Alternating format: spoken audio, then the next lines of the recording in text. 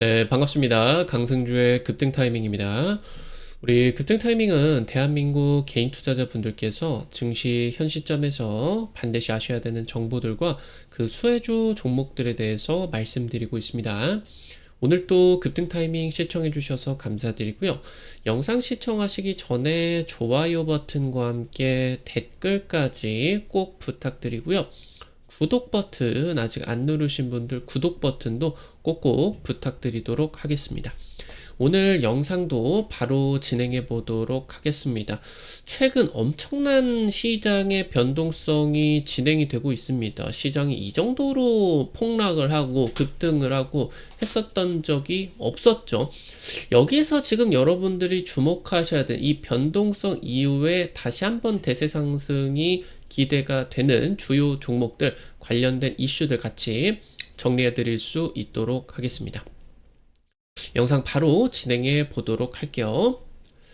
4일, 그러니까 어제였죠? 어제 같은 경우는 양시장 코스피와 코스닥이 역사상 하락률 1위를 기록을 하게 되었습니다. 엄청난 하락이 나타나게 됐는데, 야, 이거 뭐 우리 주식시장 지금 망하는 거 아니냐, 난리 났다 했는데 하루 뒤에 5일은 또 역사상 최대의 상승률을 기록을 하는 그런 상황들까지 나타나게 됐습니다. 코스피 같은 경우 한 12% 이상 급등을 하게 됐고요. 코스닥 같은 경우는 15%, 17%였나요? 급등이 나타나게 되면서 어제의 역대 1위 하락률을 전부 다 만회해서 상승 전환을 시켜버리게 되는 그야말로 뭐 미친 변동성이다라고 볼 수가 있겠습니다.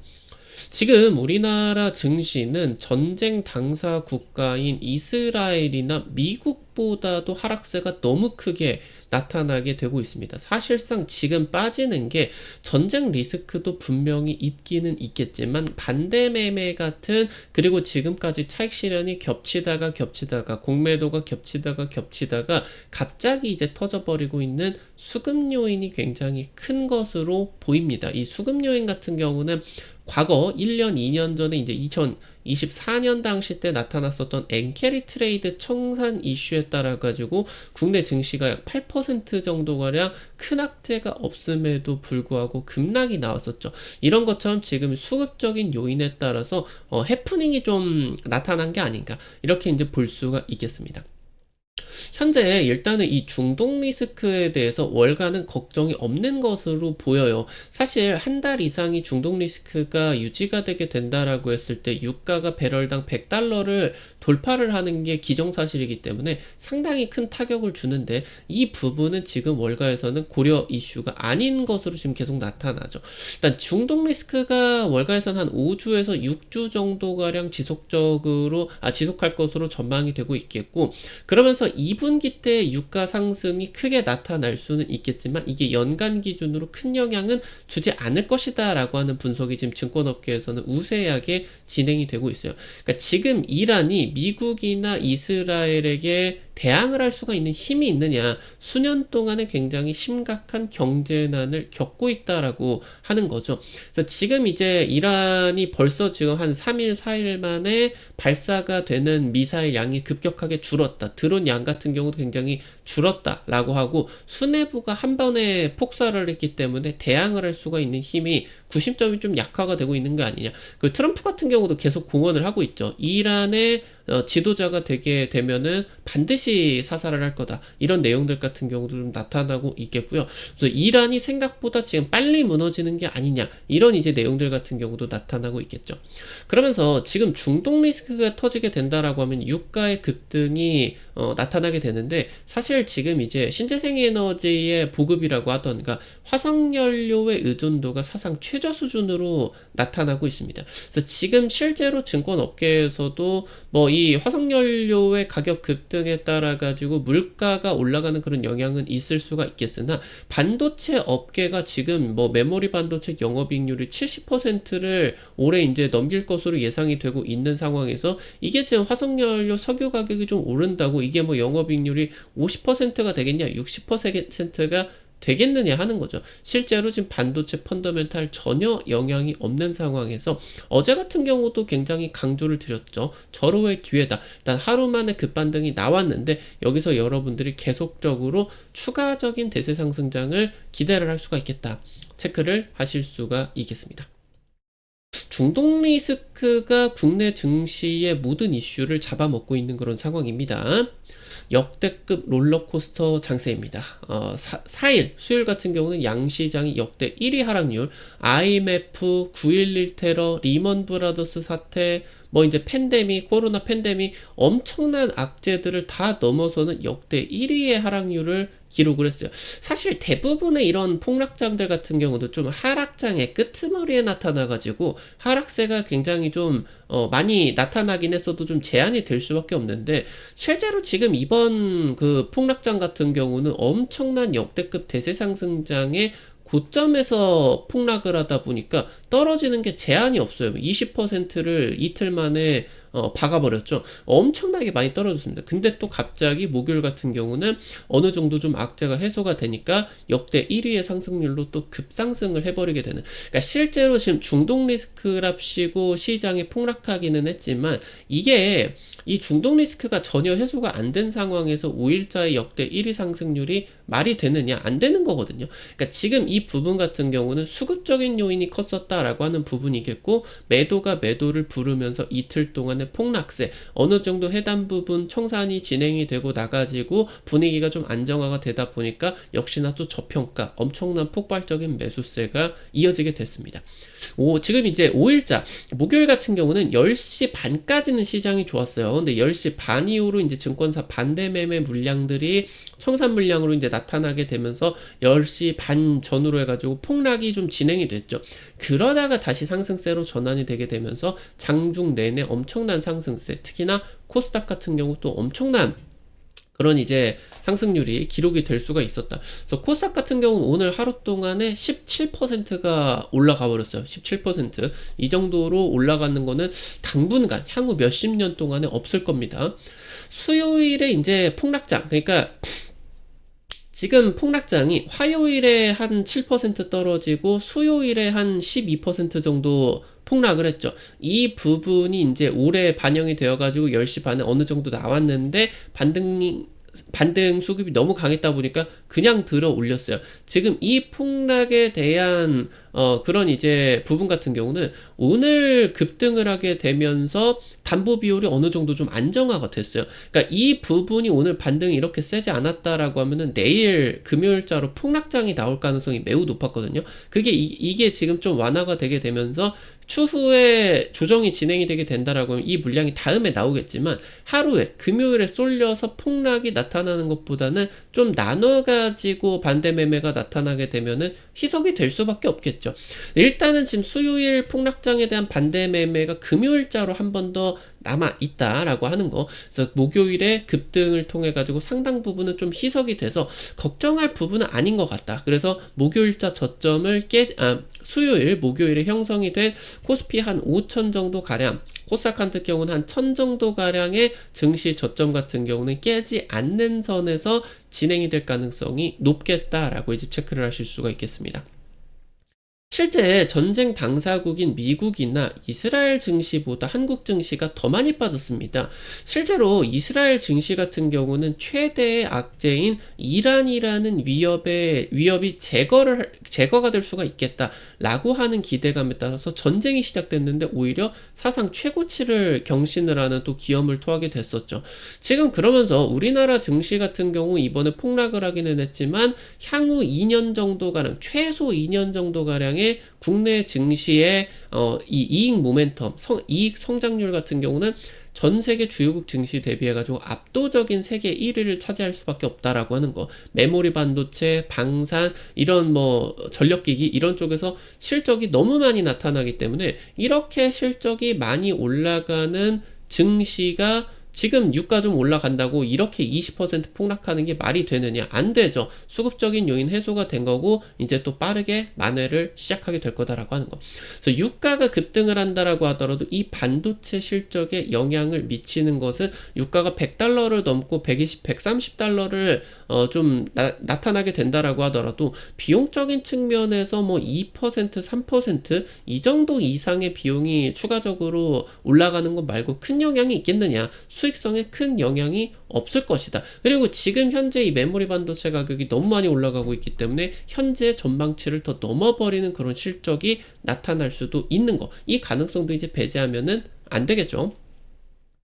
지금 현재 아시아 지역의 중동 원유에 대한 이런 의존도는 절대적입니다. 우리나라는 원유의 70%를 중동에서 사오고요. 일본은 95%, 대만도 70% 의존도. 그러니까 지금 아시아 주요 국가의 그런 이제 원유 의존도, 중동 원유 의존도가 너무 높았다 보니까 미국 증시나 대비해가지고 아시아 증시의 폭락세가 굉장히 컸어요. 특히나 최근에 한국 증시 뛰게 되면서 일본이나 대만 쪽 신흥국 증시로 수급이 몰렸었다 보니까 차익이 확 나타나게 됐었죠. 지금 미국 같은 경우는 중동 원유 의존도가 10% 정도밖에 안 돼요. 중동 리스크가 터져봐야 실제 미국의 물가에 미치는 영향이 제한적인 거죠.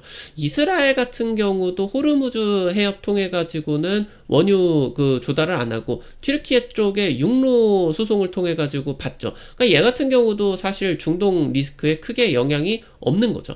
그러니까 실제 지금 전쟁 이후에 호르무즈 해협 같은 경우는 50년 만에 사실상 마비 사태가 진행이 되고 있는데 한 달 이상 이게 폐쇄가 되게 된다라고 하면 유가가 2배 이상 뛰는 거는 뭐 어쩔 수가 없는 그런 상황으로 이제 보실 수가 있겠죠. 지금 현재 이란 혁명 수비대 같은 경우 호르무즈 해협을 완전히 통제하고 있다라고 주장을 하고 있어요. 근데 트럼프는 이 부분을 당연히 예상을 했겠죠. 이란을 건들면은 호르무즈 해협이 이란 거니까 이쪽으로 원유 수송을 못하게 되면서 그러니까 미국하고 이란하고 1대1로 다이다이를 깨면은 당연히 이란이 박살이 나죠. 그러니까 이란의 전략은 계속적인 인내를 통해서 장기전으로 이끌어가고 미국의 작전 비용을 늘리게 되면서 천문학적인 그런 돈을 물게 하는 실제로 미국이 이라크 전쟁이나 아프가니스탄에서 전쟁 뭐 10년가량 진행을 하게 되면서 한 2조 달러가량을 전쟁 비용으로 쓰게 됐었죠. 이 천문학적인 돈을 전쟁에다 안 쓰고 AI나 이런 IT 쪽으로 R&D를 하게 됐다라고 했을 때 중국이 이렇게 부상을 할 수가 있었겠느냐라고 하는 거죠. 그래서 지금 트럼프 같은 경우도 이 부분을 이제 예상을 하는 과정이 있어서 장기전으로 이끌어가게 된다라고 하면 굉장히 큰 패착이에요. 그러니까 미 해군이 유조선을 이 호르무즈 해협에서 호송을 할 거다. 이거 내용 밝히게 되면서 유가가 안정세를 이미 띠고 있겠고요. 이란이 더 이상 글로벌 에너지 시장에 영향을 끼치지 못하게 할 거다.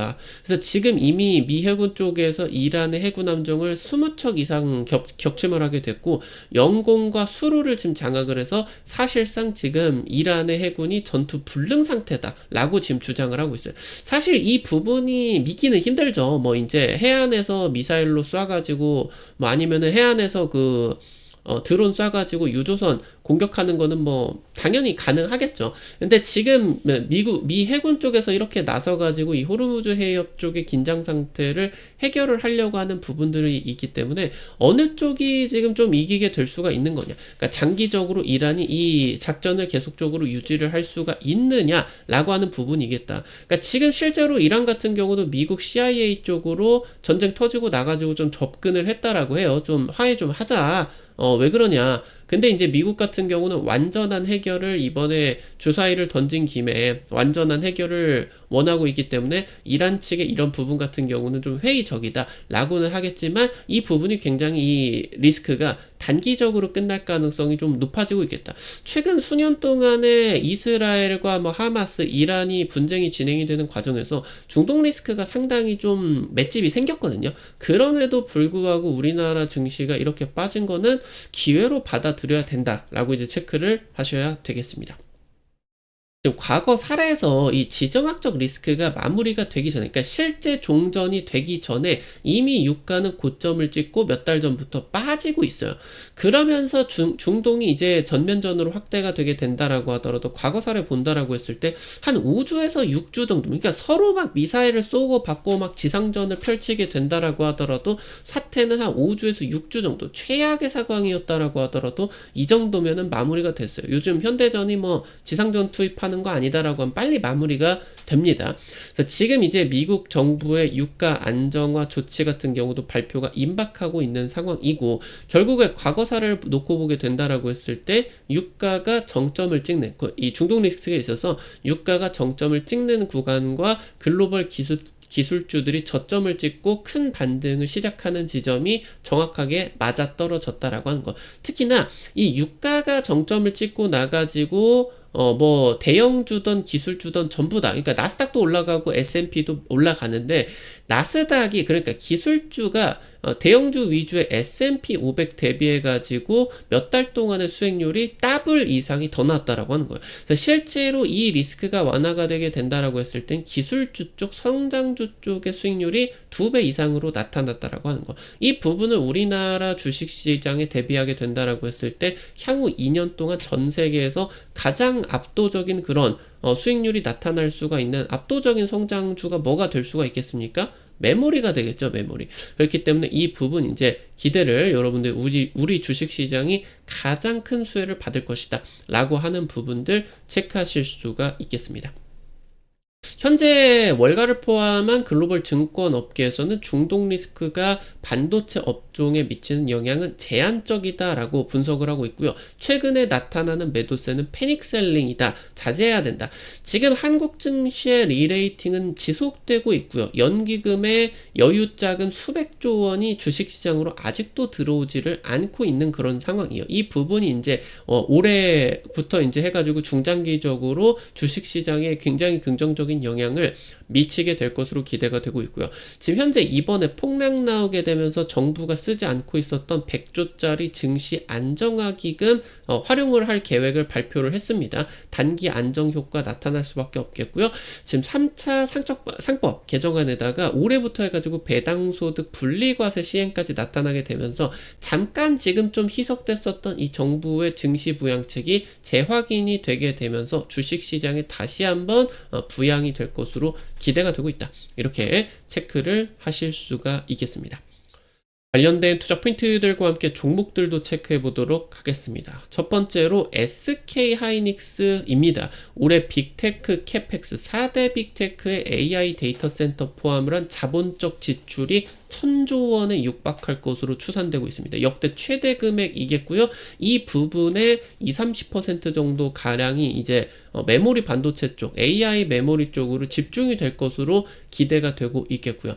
지금 현재 SK하이닉스 올해 연간 영업이익 130조, 그리고 D램에다가 낸드까지 영업이익률 70% 돌파한다라는 전망이 나타나고 있어요. 그러니까 D램이 수익성이 폭발하는 거는 오케이인데, 낸드 같은 경우도 영업이익률 70% 돌파 전망이 아직까지 안 나왔었거든요. 연초 들어가게 되면서 낸드 가격도 폭등을 하게 되면서 이번에 진짜 실적이 올해 미칠 것으로 기대가 됩니다. 엔비디아와 현재 AI 동맹이 진행이 되고 있는데, 엔비디아 뿐만이 아니라 글로벌 AI 반도체 시장의 슈퍼 을로 등극을 하고 있어요. 당초 지금 연말 연초에 삼성전자의 HBM4가 물량을 엔비디아의 물량을 한 30-40% 가져올 것으로 기대가 됐으나, 사실상 까보게 되다 보니까 SK하이닉스가 HBM4 물량을 지금 3분의 2 이상 60% 이상 확보를 하고, 나머지 물량을 삼성전자랑 마이크론이 나눠 갖는 것으로 지금 결정이 되게 되었죠. 그래서 지금 현재 이 SK하이닉스의 압도적인 그런 기술력, 여전히 우위가 진행이 되게 되면서 슈퍼 을에 대한, 그러니까 실제로 지금 이제 SK하이닉스는 이번에 AI 반도체 국면에서 단순 메모리 반도체 기업이 아니라 엔비디아나 TSMC와 필적할 수 있는 빅테크 반도체 산업의 핵심 기업으로 등극을 하게 되었다. 엔비디아나 글로벌 빅테크의 주가가 올라가는 상황에서 SK하이닉스가 이제 주가가 빠지기가 어렵게 된 거죠. 레벨업이 된 겁니다. 마지막으로 한화비전입니다. 지금 현재 SK하이닉스에다가 TC본도 공급을 하고 있고요. 차세대 장비 쪽에서도 협력이 기대되고 있습니다. 차세대 패키징의 핵심 장비인 하이브리드 본더 개발에 집중을 하고 있고요. 해당 지금 차세대 장비 상반기 때 삼성전자와 SK하이닉스와 퀄테스트 돌입을 하게 됩니다. 해당 장비가 지금 차세대 낸드부터 파운드리에다가 차세대 HBM까지 핵심 장비로서 부각이 되고 있고요. 현재 하나비전 최근 들어서 연기금, 순매수금이 작년 연말부터 해서 1,000억 원에 육박하고 있다. 대규모 순매수가 집중이 되고 있다라고 하는 부분들 체크하실 수가 있겠습니다. 오늘 관련된 투자 포인트들과 함께 종목들까지 체크를 해봤습니다. 급등 타이밍 오늘 또 시청해주셔서 감사드립니다. 여러분들에게 다양한 투자 관점 제시해드리기 위해서 노력하고 있는데 아무래도 당일 급등이라고 하던가 상한가 그 이상 기대가 되는 종목들 유튜브 통해 가지고 제시해드리는 게 어렵죠. 그래서 이런 정보들을 여러분들에게 실제로 좀 제시를 실시간으로 제시해드리기 위해서 100% 무료로 단타방 오픈해가지고 정보 공유 드리고 있어요. 지난주에 전쟁 터지기 전에 찍어드렸었던 흥구석유 2연점상에다가 추가 급등까지 한 일주일 만에 7~80% 급등세 나타나게 됐었죠. 이런 단타 종목들, 상한가 기대되는 종목들 올려드리면은 한 100만원 정도에서 200만원 정도만 투자를 하셔서 아침에 5만원에서 10만원 단타로 벌어 가본다. 이런 느낌으로 접근을 하시면 재밌게 참여하실 수가 있을 것 같아요. 급등 타이밍 100% 무료 단타방 어떻게 입장하실 수가 있는지 바로 말씀드릴게요. 여러분들 시청하고 계시는 유튜브 아래로 조금만 내려보시면요. 여기 이제 설명 쪽에 실시간 무료 텔레그램방 입장이라고 링크 올려놨습니다. 이거 링크 누르시면은 무료 설치부터 해가지고 입장까지 전부 가능하시니까 놓치지 마시고 꼭 이용을 해보시면은 좋을 것 같습니다. 오늘도 여러분들 영상 시청해주셔서 감사드립니다. 오늘 영상도 도움이 되셨다라고 하시는 분들 영상 나가시기 전에 좋아요와 함께 댓글 남겨주시는 거 잊지 마시고 꼭 부탁드릴게요. 여러분들이 남겨주시는 좋아요 버튼, 댓글 하나하나가 급등 타이밍에게 정말 큰 도움 됩니다. 다시 한번 부탁드리고요. 구독 버튼 아직 안 누르신 분들 구독 버튼 누르시면은 급등 타이밍의 최신 주식 정보들 누구보다 빠르게 확인하실 수가 있게 됩니다. 오늘 또 영상 시청해 주셔서 감사드리겠고요. 지금까지 급등 타이밍이었습니다. 감사합니다.